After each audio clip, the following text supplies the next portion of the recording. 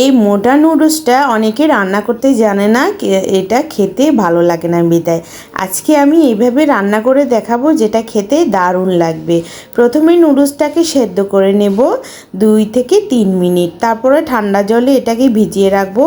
কড়াইতে রসুন কুচি, পেঁয়াজ কুচি খুব ভালোভাবে ভেজে তার মধ্যে 2-3টা টমেটো খুব ভালোভাবে ব্লেন্ড করে দিয়ে দেব। 1 চামচ সয়া সস, 1 চামচ ভিনেগার, স্বাদ মতো লবণ, হলুদ গুঁড়ো আর মরিচ গুঁড়ো খুবই সামান্য এখানে টমেটো সসের জন্য দিয়েছি। তারপর গাজর কুচি, মটরশুঁটি আর ক্যাপসিকাম ওগুলো খুব ভালোভাবে মিশিয়ে নেব।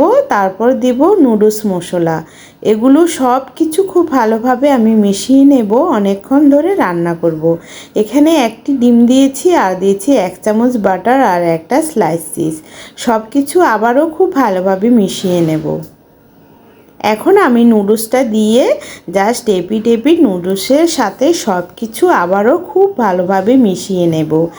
এই নুডলসটা কিন্তু এভাবে রান্না করলে এটা খেতে দারুণ হবে, আমি গ্যারান্টি দিচ্ছি। ঘরে সবাই পছন্দ করেছে, আপনিও এভাবে একবার ট্রাই করতে পারেন, খেতে কিন্তু দারুণ লাগে। তো কেমন হয়েছে রেসিপিটা অবশ্যই কমেন্ট করে জানাবেন। রেসিপি ভালো লাগলে চ্যানেলটা সাবস্ক্রাইব করে দেবেন।